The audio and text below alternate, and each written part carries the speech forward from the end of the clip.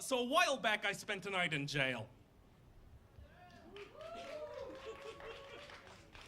Now, as for exactly what landed me there, I would be so delighted to not go into any of the details surrounding that, because other people's theories are so much more exotic and entertaining than the reality. I have heard everything from attempted terrorism to indecent public condescension.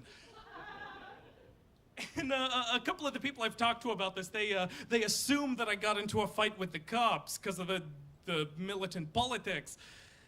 I actually had one audience member come up to me after a show and ask me if I pay taxes. Of course I pay taxes. You know, I pay taxes for exactly the same reason that I hate paying taxes, because I think my government is terrifying and stupid. I don't need the IRS kicking my door down and taking my meticulously alphabetized collection of Tijuana Bibles. Someone owns a Tijuana Bible.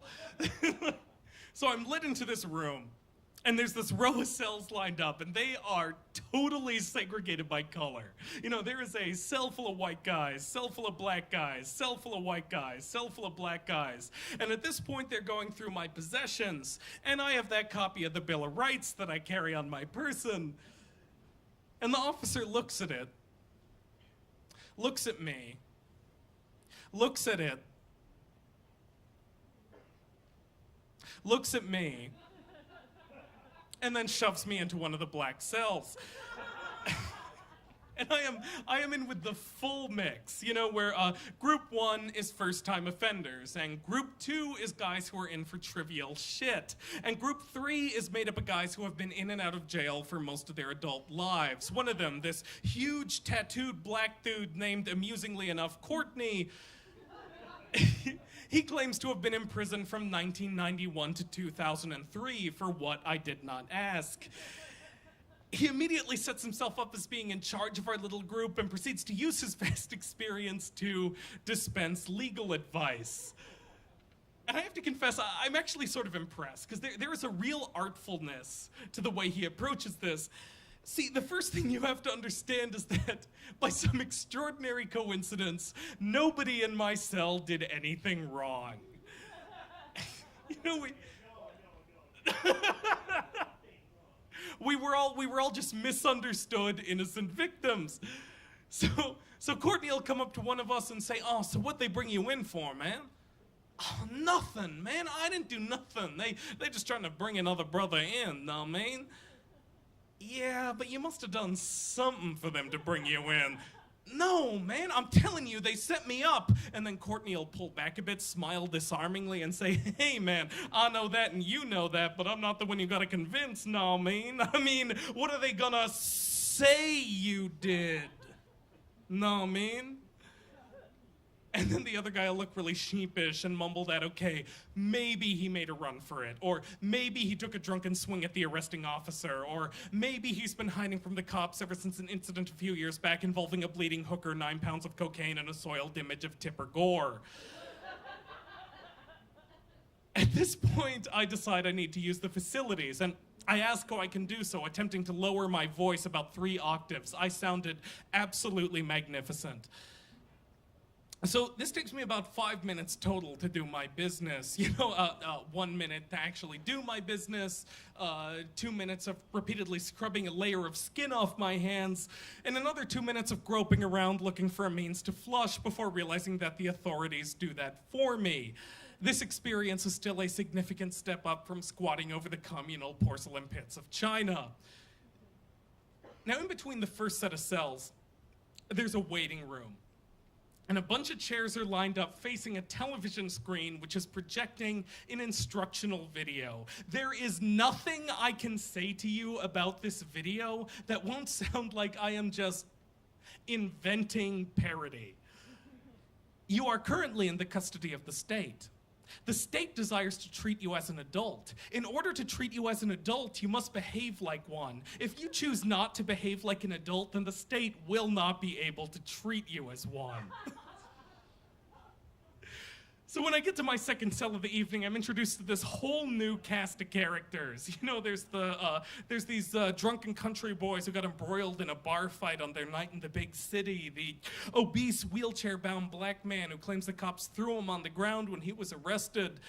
And a scrawny, scruffy white dude about my own age who starts this long tirade against the stupidity of the cops, the jail, and the legal system as a whole. Now, of course, obviously, all of the cells are bugged. So I have to confess, I'm not even slightly surprised when the cell door swings open and a voice announces, "You say something to me?" And the guy says, no, I wasn't saying anything to you. He backpedals. And then he glances back at the rest of us, and because he has decided that it is really important for him to look tough, he says, "I was maybe saying something about you, but I wasn't saying anything to you." There's a pause. Then the voice says, "Come here." So he gets up, walks out of the cell, and the door swings shut behind him. And Courtney's just shaking his head saying, man, he just gave them a pass to do whatever they want to him. Soon it's my turn to get fingerprinted.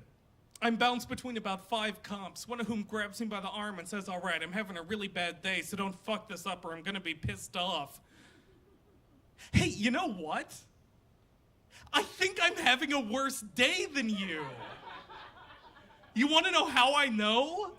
Because I'm getting fucking fingerprinted.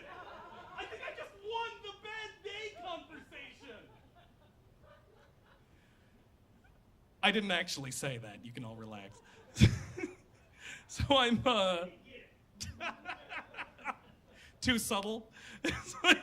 So I'm shuffled into my last cell of the evening, complete with, yes, a communal porcelain pit tucked away in the corner. And I decide to occupy myself by reading my wristband. It has my full name correctly spelled, my date of birth, and my hapless-looking mugshot. It reads, Phillip Andrew Bennett Lowe, born July 21st, 1982, white male. Okay, so, you know, I'm not a white male, at least not predominantly so. And as I've mentioned, I am in an environment right now where race is really important. See, because Chinese men, we are not that physically intimidating. You know, we're not that tall. We're not that built. You know, we're not that built. We have exactly one thing going for us in a fight: that our opponent recognizes that there is some possibility, no matter how remote, that we might know Kung Fu.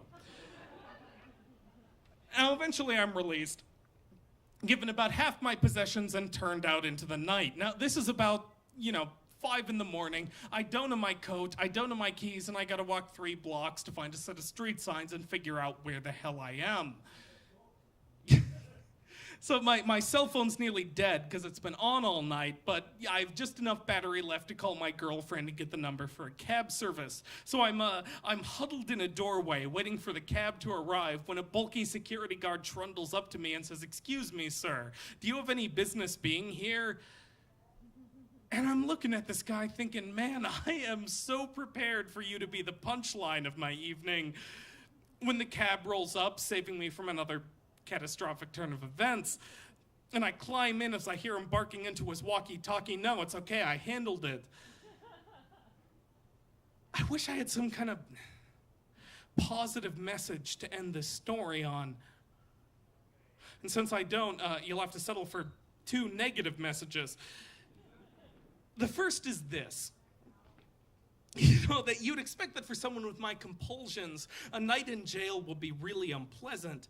But the fact is that I actually kind of enjoyed it. The deprivation of freedom for a few hours was actually kind of relaxing. And the second is that this is one of the many reasons that I distrust fascism. Because on some level, I really kind of get it. We're quick to characterize men like Hitler, Stalin, and Mussolini as monsters, but the stark, awful, terrifying, existential truth of it is that they weren't monsters. All they were is men with OCD and the power to straighten out the lines.